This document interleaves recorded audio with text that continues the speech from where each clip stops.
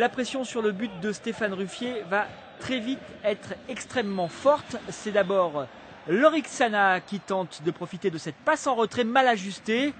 Mathieu Valbuena se signale ensuite. Puis c'est au tour de Bonnard de donner son petit tempo. 3 tentatives, on a passé à peine la 4e minute de jeu.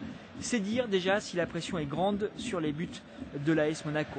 Les Marseillais ont donc le contrôle de la balle et du jeu et il faut des gestes de très haut niveau pour annihiler les tentatives, comme cette double parade de Ruffier sur Baki Koné puis Karim Ziani pour écarter le danger.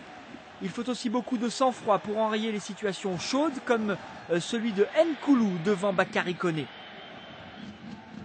Marseille qui veut tous les points sur sa pelouse, qui ne veut pas lâcher Lyon en tête du classement. Marseille qui crée sans cesse du danger, sans arriver à tromper la vigilance monégasque. Le centre de Valbuena avec l'intervention de Ruffier devant Ziani. Et ce n'est donc qu'à la 32e minute que Monaco réussit à se signaler offensivement sur ce mouvement. Park pour le centre en retrait, mais Hilton s'est bien intercalé pour récupérer le ballon devant un Frédéric Nimani totalement impuissant.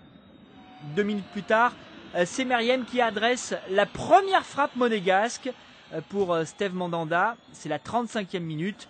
Monaco parfaitement en place, se crée même des occasions de coup sur coup.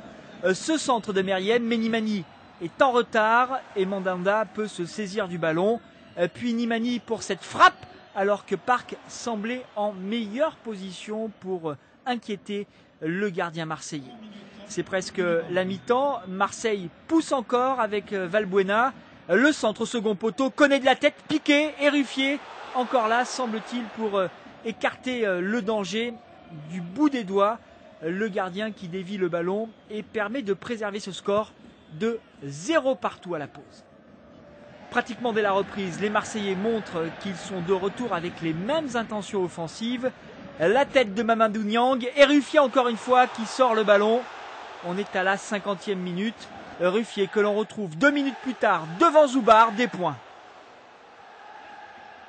C'est donc toujours très chaud sur le but de Monaco, mais les Rouges et Blancs savent aussi exploiter quelques situations, comme avec Nimani ici pour Park, le Sud-Coréen qui se jette, mais c'est sans difficulté pour le gardien de l'équipe de France. Park un peu court et sans puissance au moment de frapper dans le ballon.